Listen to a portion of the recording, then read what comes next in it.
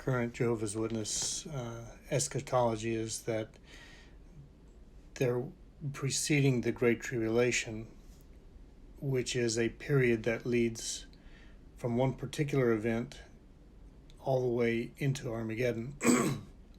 Armageddon is what makes the Great Tribulation great, this universal destruction, if you will, that takes place. Before that, life is normal. People are struggling, things are difficult, but it's not obvious that the whole world is going into collapse. And that's why in Luke 21:34, we have it recorded that don't get overweighed by the anxieties of life, heavy drinking, eating, buying, selling, all these things, and then suddenly that day is instantly upon you.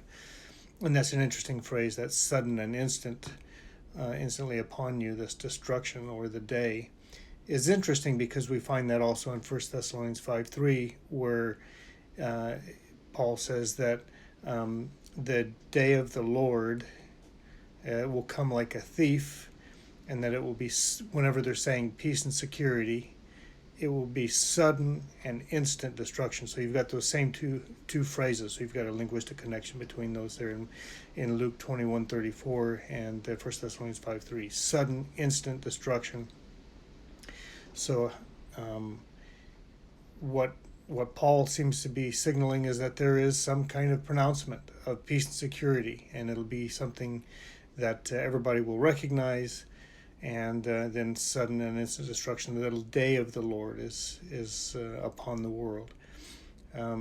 So life is normal, cry of peace and security, sudden and instant destruction, and that's the way the Watchtower has it laid out and is expecting it.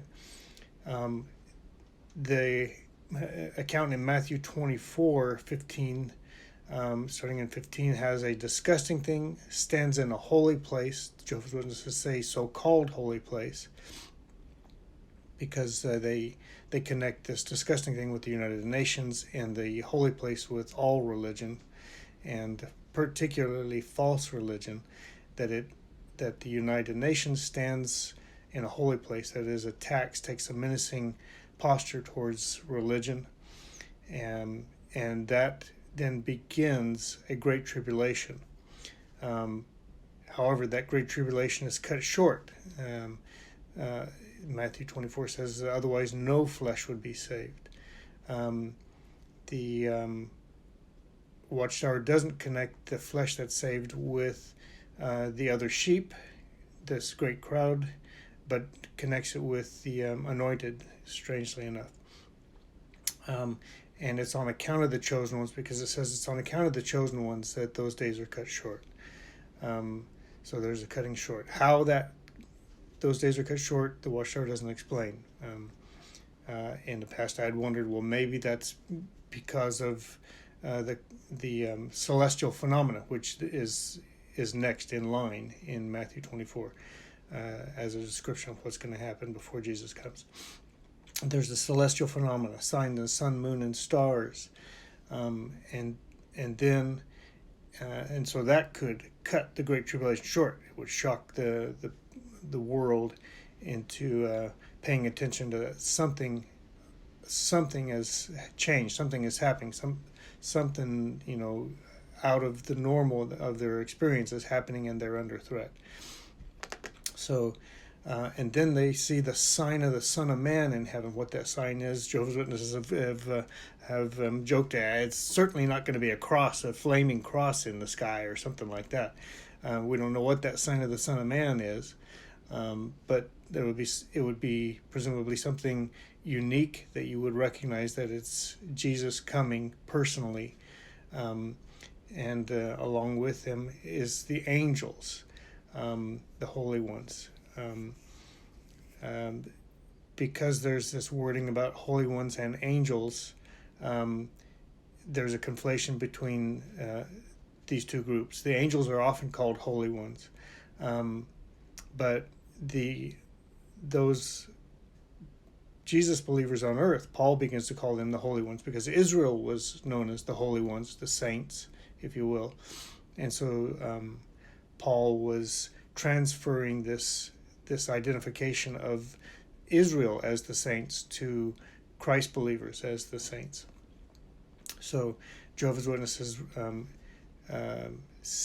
believe that the holy ones will include the resurrected anointed, including those newly resurrected who would be caught up in clouds to meet Jesus in the air. In 1 Thessalonians 4, 15 through 17, it doesn't say where they go after that, but Jehovah's Witnesses believe they go off to war. So those are some of the events that Jehovah's Witnesses are expecting. The great tribulation that comes on the earth is great chaos when the UN destroys all false religion.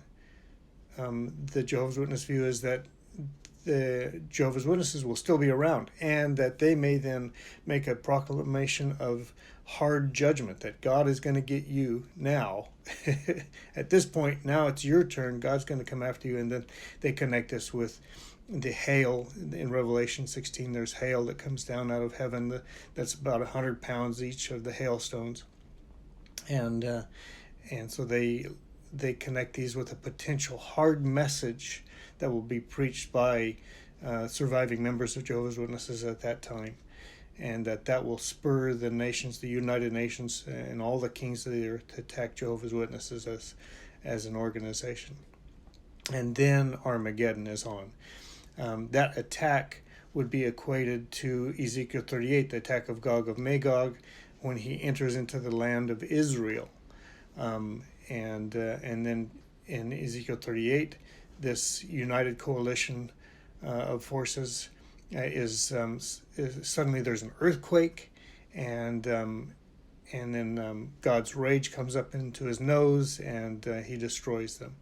And so this is the sequence of events that Jehovah's Witnesses have laid out and are expecting for the end times. That attack of Gog of Magog corresponds with the War of Armageddon, when God, so this situation where all the nations are mustered together for a universal situation where they're all going to attack Jehovah's Witnesses as the true Israel, as spiritual Israel. Har-Mageddon, the Jehovah's Witnesses, and Heiser, Dr. Michael Heiser has pointed this out, but Jehovah's Witnesses had long held this, that it means mountain of assembly of troops. And the Mageddon isn't Megiddo, but Moed, the Hebrew word for assembly. So Har Moed, and it's a Hellenization of that in Greek, Armageddon, Har-Mageddon. So that this is a universal situation where where mountains are where the angels came down and forsook their proper dwelling places. This was said to be on Mount Hermon in the book of Enoch, and Dr. Michael Heiser develops this theme in his book Reversing Hermon. And so Jehovah's Witnesses before him had already kind of had this figured out. So this is God's war with Jesus, God, the angels on one side, and Satan and his demons on the other side, and the military forces coming to attack God's people on earth.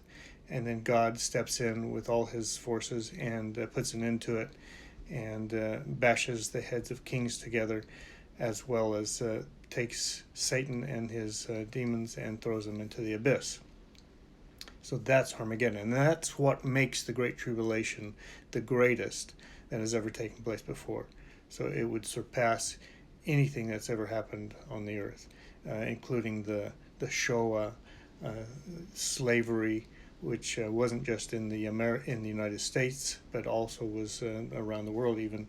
Even Russia was dealing with its own form of slavery, and there was a revolt during the 1860s in Russia as well. So the Great Tribulation is great because it destroys nearly all life on earth, and that's what Jehovah's Witnesses mean by the Great Tribulation.